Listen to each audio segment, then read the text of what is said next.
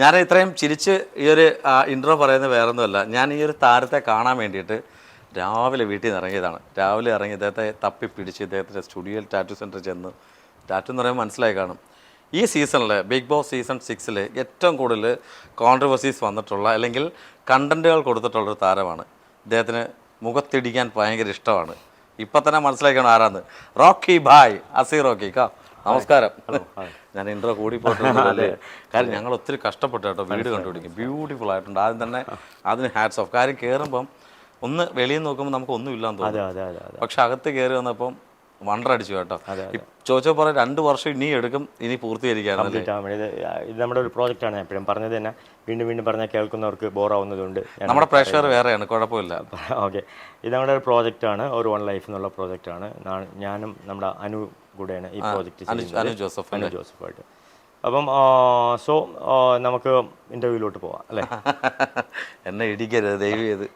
എന്തായാലും വളരെ സന്തോഷമുണ്ട് കാര്യം ആ ഷോ കഴിഞ്ഞതിന് ശേഷം അസി റോക്കി എന്താണെന്നുള്ളത് അല്ലെങ്കിൽ റോക്കി ബായ് എന്താണെന്നുള്ളത് എല്ലാവർക്കും മനസ്സിലായി. കാര്യം നിങ്ങളൊരു പാവ മനുഷ്യനാണ്, അതെനിക്ക് മനസ്സിലായത്. കാര്യം അതെന്ത് സന്ദർഭത്തിലായിരിക്കാം ആ ഒരു മൂമെൻറ്റിൽ അത് തന്നെ ആദ്യം ചോദിക്കാം. ആ ഒരു ഇടി എന്ന് പറയുന്നത്, കാര്യം ഈ സീസൺ 6 വരെ 5 വരെ അങ്ങനെ സംഭവങ്ങൾ ഉണ്ടായിട്ടില്ല. 6 ഇങ്ങനൊരു സംഭവം ഉണ്ടായപ്പോൾ എല്ലാവരും വണ്ടർ അടിച്ച് നിൽക്കുകയാണ്. ഒന്നാമത് സിജോ എന്ന് പറഞ്ഞ ആ ഒരു കോ കണ്ടസ്റ്റൻറ്റിന് ഇവിടെ ആക്സിഡൻ്റ് ആയിട്ട് എന്തൊക്കെയോ സർജറിയൊക്കെ വേണം. ആ സമയത്താണ് ഇത് സംഭവിച്ചത്. എന്ത് പ്രചോദനത്തിലാണ് അല്ലെങ്കിൽ എന്ത് ഒരു ഉള്ളിൽ എന്തിൽ വന്നപ്പോഴാണ് ആ സംഭവം ചെയ്യാൻ തോന്നിയത്? സത്യം പറഞ്ഞാൽ ഈ ചോദ്യത്തിനുള്ള ഉത്തരം എനിക്ക് ഇന്നും വരെ കിട്ടിയിട്ടില്ല. അറിയത്തില്ല അല്ലേ? അറിയത്തില്ല. ഞാൻ ആ ഒരു ആക്ട് എങ്ങനെയാണ് സംഭവിച്ചു പോയതെന്ന് ചോദിച്ചു കഴിഞ്ഞാൽ അതിന് വ്യക്തമായിട്ടുള്ള ഉത്തരം എനിക്കില്ല. എന്നാലും ഞാനൊരു കാര്യം പറയാം. സോ സാഹചര്യം അല്ലേ, സാഹചര്യങ്ങളാണ് നമ്മൾ പലതിലും കൊണ്ടെത്തിക്കുന്നത്. സിറ്റുവേഷൻ ആണ് നമ്മളെ ഓരോ കാര്യത്തിനും സിറ്റുവേഷൻ ഡിപ്പെൻഡഡ് ആയിരിക്കും പല കാര്യങ്ങളും സംഭവിക്കുന്നത്. അതുപോലത്തെ ഒരു സിറ്റുവേഷൻ ഉണ്ടായി. ആ സിറ്റുവേഷനിൽ എനിക്ക് പിന്നെ നമ്മുടെ ലൈഫിലെ എക്സ്പീരിയൻസ് വെച്ചിട്ടാണ് നമ്മൾ ഓരോ സിറ്റുവേഷനെ ഹാൻഡിൽ ചെയ്യുന്നത് അല്ലേ. പക്ഷെ എനിക്ക് ഇങ്ങനെ ഒരു എക്സ്പീരിയൻസും ഇല്ലായിരുന്നു. ഞാൻ ഇത്രയും അപമാനിക്കപ്പെട്ടിട്ടില്ല ലൈഫിൽ. ഓക്കെ, അപ്പോൾ അങ്ങനെ ഒരു സിറ്റുവേഷൻ വന്നപ്പോഴത്തേക്കും അതിന് ആ ഒരു എക്സ്പീരിയൻസ് ഇല്ലായ്മയോ അല്ലെങ്കിൽ എന്താണെന്ന് വ്യക്തമായിട്ട് എനിക്ക് പറയാൻ പറ്റത്തില്ല. പക്ഷെ അങ്ങനെ സംഭവിച്ചു പോയി. അത് ഒരിക്കലും ഞാൻ അതിനെ ന്യായീകരിക്കുന്നുമില്ല. അത് തെറ്റ് തന്നെയാണ്. നമ്മളൊരാളിനെ ഹേർട്ട് ചെയ്യാൻ പാടില്ല അല്ലെങ്കിൽ അടിക്കാൻ പാടില്ല. അതുപോലെ തന്നെയാണ് പിന്നെ നമ്മളെ പേഴ്സണൽ സ്പേസ് എന്ന് പറയുന്ന സംഭവം. പേഴ്സണൽ സ്പേസ് ഒരാളിൻ്റെ മൂക്കിൻ്റെ തുമ്പ് വരെയുള്ളൂ പേഴ്സണൽ സ്പേസ്. നമുക്ക് ഇതുവരെ പോവാം, ഇത്ര ഇവിടെ ആവല്ലോ, ഇവിടെ ആയിക്കഴിഞ്ഞാൽ പ്രശ്നമാണ്, തുടല്ലോ. സോ അത് ആ പേഴ്സണൽ സ്പേസ്, എൻ്റെ പേഴ്സണൽ സ്പേസ് എന്ന് വെച്ച് കഴിഞ്ഞാൽ നിങ്ങളിപ്പം ഇവിടെ വന്നില്ലേ ഈ കാമ്പൗണ്ട്, അപ്പോൾ ആ കാമ്പൗണ്ടിൻ്റെ വെളിയിൽ വന്നിട്ട് നിങ്ങൾ എന്നെ വിളിച്ചു. അപ്പോൾ ഗേറ്റ് തുറന്ന് നിങ്ങൾക്ക് വേണമെങ്കിൽ കയറാമായിരുന്നു. അപ്പം നിങ്ങൾ വിളിച്ചു അല്ലേ, അത് മര്യാദയല്ല, വിളിച്ചിട്ടാണ് കയറിയത്. അതെ, അപ്പം നിങ്ങൾ വിളിച്ചിട്ടാണ് കയറിയെന്ന് വെച്ച് കഴിഞ്ഞാൽ നിങ്ങളെ കോമൺ സെൻസ് അല്ലേ, ഒരു മനുഷ്യന് കോമൺ സെൻസ് വേണം. അപ്പം നമ്മുടെ ആവശ്യമില്ലാത്ത കാര്യങ്ങൾ ചെയ്യാൻ പാടില്ല അല്ലെങ്കിൽ ആവശ്യമില്ലാത്ത സ്ഥലത്ത് പോകാൻ പാടില്ല എന്നൊക്കെയുള്ള നമുക്കൊരു ചിന്താഗതി ഉണ്ടല്ലോ. അതുപോലെ സംഭവിച്ച് ഇപ്പം എൻ്റെ ഓപ്പോസിറ്റായിട്ടുള്ള കണ്ടസ്റ്റൻ്റ് ആവശ്യമില്ലാത്തൊരു കാര്യമാണ് ചെയ്തത്. അതിൻ്റെ ഒരു ആവശ്യമില്ലായിരുന്നു അവിടെ. ഓക്കെ, അങ്ങനെ സംഭവിച്ചപ്പോഴത്തേക്കും അത് മാത്രമല്ല 2 പ്രാവശ്യമാണ് പുള്ളിക്കാരൻ എൻ്റെ ബോഡിയിൽ ടച്ച് ചെയ്തത്. 2 പ്രാവശ്യം. ഒരു പ്രാവശ്യം എൻ്റെ താടിയിൽ പിടിച്ച്, ഒരു പ്രാവശ്യം ഉണ്ട്. പക്ഷെ അത് കണ്ടപ്പോൾ വലിയ ഒരു ഫെദർ ടച്ച് ആയിട്ടാണ് തോന്നിയത്. ഫെദർ ടച്ച് ആയിരുന്നാലും ശരി, ഹെവി ടച്ച് ആയിരുന്നാലും ശരി, എനിക്കത് ഇഷ്ടമില്ല. ഓക്കെ, ഇഷ്ടമില്ലാതെ ഞാൻ അടുത്ത കാര്യം വേറെ ആൾ ചെയ്യുമ്പോഴത്തേക്ക് ഫസ്റ്റ് നമ്മൾ പറയും അതെനിക്ക് ഇഷ്ടമല്ല, ഇനി ചെയ്യരുത്. ഒരു പ്രാവശ്യം ചെയ്തല്ലോ, ഓക്കെ, ഇനി ചെയ്യരുത്. അത് ആ പുള്ളിക്കാരൻ്റെ ഒരു ഗെയിം സ്ട്രാറ്റജി ആണെന്ന് എനിക്ക് തോന്നുന്നു. കാര്യം വെച്ച് കഴിഞ്ഞാൽ ഈ പുള്ളിക്കാരൻ തന്നെ ഇതിനു മുമ്പ് പിന്നെ ജിൻഡോയായിട്ടൊരു പ്രോബ്ലം ഉണ്ടായപ്പോഴും ജിൻഡോയെയും പ്രൊവോക്ക് ചെയ്തത് ബോഡിയിൽ ടച്ച് ചെയ്തുകൊണ്ടാണ് പ്രൊവോക്ക് ചെയ്തത്. പക്ഷേ ജിൻഡോ പ്രതികരിച്ചില്ല. എല്ലാവരും അങ്ങനെ അല്ലല്ലോ, എല്ലാവരും അങ്ങനെ അല്ലല്ലോ. കാര്യം ആൾക്കാർ ഡിഫറെൻ്റ് ആണ്. അതുകൊണ്ടാണ് ഈ ലോകത്ത് ഇത്രയും കളർ, ഇത്രയും കാർ, ഇത്രയും വണ്ടി, ബൈക്കൊക്കെ ഡിഫറെൻ്റ് ആയിട്ടുണ്ടായത്. അതുപോലെ മനുഷ്യനും ഡിഫറെൻ്റ് ആണ്. എല്ലാവരെയും നമ്മൾ ഒരേ രീതിയിൽ തന്നെ അപ്രോച്ച് ചെയ്യല്ലോ അല്ലേ. അപ്പം അതും റോങ് ആണ്. ഒരു കണ്ടസ്റ്റന്റ് ആകുമ്പോൾ അവിടെ ചെല്ലുമ്പോൾ എല്ലാവരും ഒരുപോലെ അല്ലേ, നമുക്ക് ഡിഫറെൻ്റ് ആയിട്ടുള്ള നമുക്ക് ക്യാരക്ടർ അല്ലേ. കണ്ടസ്റ്റന്റ് എന്ന് പറയുന്നതിനേക്കാളും കണ്ടസ്റ്റന്റ് ഓക്കെ, നമ്മൾ ഒരു ഓട്ടം മത്സരിച്ച് പോകുന്നു, എല്ലാവരും കണ്ടസ്റ്റന്റ് ആണ്, എല്ലാവരും ഓടുന്നവരാണ്. പക്ഷെ എല്ലാവർക്കും ഡിഫറെൻറ്റ് ക്യാരക്ടർ ആയിരിക്കും തീർച്ചയായിട്ടും അല്ലേ.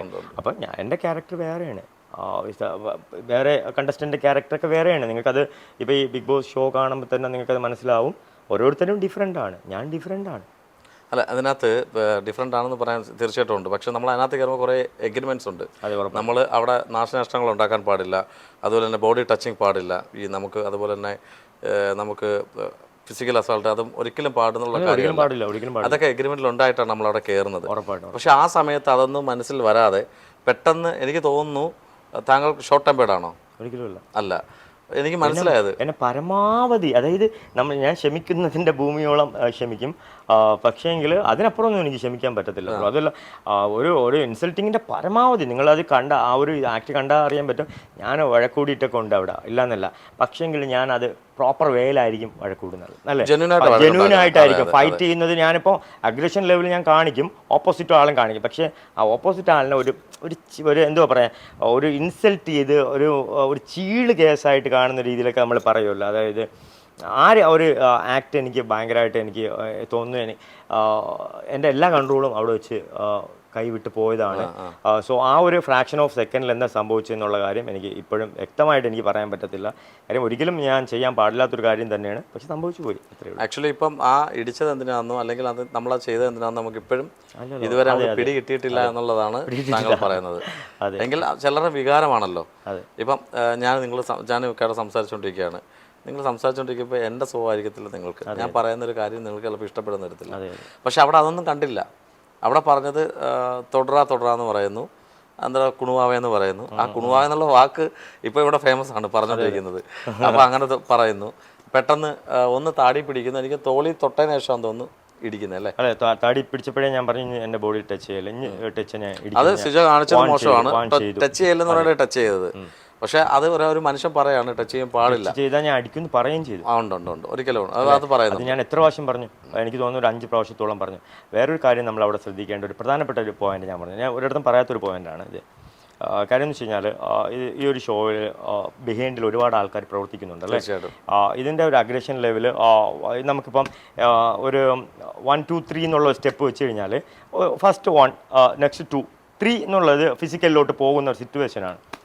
അങ്ങനെയുള്ള സിറ്റുവേഷൻ വരുമ്പോഴത്തേക്കും ഉറപ്പായിട്ടും നമുക്ക് ഇൻസൈഡിൽ നിന്ന് നമ്മളെ തടയാൻ പറ്റും. ഇപ്പോൾ ബിഗ് ബോസിന് ഓക്കെ റോക്കി സിജോ നിർത്തുക, കൺഫെഷൻ റൂമിലോട്ട് വരിക, നമ്മൾ കോമൺലി കാണുന്നതാണ്. അത് കഴിഞ്ഞിട്ടുള്ള എല്ലാ പ്രോബ്ലത്തിലും ബിഗ് ബോസ് ഇടപെടുന്നത് കണ്ടിട്ടുണ്ടായിരുന്നു. പക്ഷേ എൻ്റെ ഈ പ്രോബ്ലത്തിൽ അതിൻ്റെ പീക്കിൽ പോയി അതിൻ്റെ അവസാനത്തെ ക്ഷമയുടെ നെല്ലിപ്പലക വരെ കഴിഞ്ഞ കാര്യം എനിക്ക് തോന്നുന്നു. സോ സൈക്കോളജി, പിന്നെ അതിനകത്തുള്ള ആളിൻ്റെ മാനസികാവസ്ഥ, ഇതെല്ലാം നമ്മളെക്കാളും നന്നായിട്ട് അതിനകത്തുള്ളവർക്ക് നന്നായിട്ട് അറിയാൻ. അതെ, മാനസികാവസ്ഥ. സോ നമ്മൾ കാര്യം വെച്ച് കഴിഞ്ഞാൽ പ്രോപ്പറായിട്ട് എന്നെ സംബന്ധിച്ച് എനിക്കെന്ന് വെച്ച് കഴിഞ്ഞാൽ ഞാൻ 110% ഞാൻ പിന്നെ ഈ ഷോയ്ക്ക് ആപ്റ്റായിട്ടുള്ള രീതിയിൽ തന്നെ നിൽക്കണം, അല്ലെങ്കിൽ ജെന്യൂൻ ആയിരിക്കണം എന്നുള്ള രീതിയിൽ തന്നെ നിന്നതാണ്. ഒരിക്കലും എൻ്റെ ഒരു ഇത് കൊണ്ടിട്ട് നാളെ ഒരു സമയത്ത് ഒരാൾ പറയല്ലോ റോക്കി വേറൊരു ആളിൻ്റെ അവസരം തുളച്ചാണ് അകത്ത് കയറിയെന്ന്. അതുകൊണ്ട് ബെസ്റ്റ് കൊടുക്കണമെന്ന് എനിക്കുണ്ടായിരുന്നു, എല്ലാത്തിലും ബെസ്റ്റ് കൊടുക്കണമെന്നുണ്ടായിരുന്നു. അപ്പോൾ അതിന് വേണ്ടിയിട്ട് ഞാൻ മാക്സിമം ഡെഡിക്കേഷൻ ഞാൻ ഈ ഷോയിൽ കൊടുത്തത് നിങ്ങൾക്ക് കാണാൻ പറ്റും. 16 ദിവസം ഞാൻ ഉണ്ടായിരുന്നുള്ളൂ, പക്ഷേ ആ 16 ദിവസം ഞാൻ നിന്നതുകൊണ്ടാണ് നിങ്ങളെപ്പോലെ ഇത്രയും വലിയൊരു ചാനലിൽ നിന്ന് ഇപ്പോൾ എന്നെ വന്ന് ഈ സമയത്ത് ഇത്രയും നിങ്ങൾ തന്നെ പറഞ്ഞില്ല, ഇത്രയും കഷ്ടപ്പെട്ട് എന്നെ ഒന്ന് കാണാൻ വേണ്ടി വന്നിട്ടുണ്ടെങ്കിൽ ഞാൻ അത് 16 ദിവസം കൊണ്ട് ഞാൻ എന്തെങ്കിലുമൊക്കെ കൊടുത്തത് ചെയ്തുകൊണ്ടായിരിക്കും. ഒരാളെ ഇടിച്ചതിൻ്റെ പേരിൽ എന്തായാലും നമ്മൾ നമ്മളെ പ്രോത്സാഹിപ്പിക്കത്തില്ല.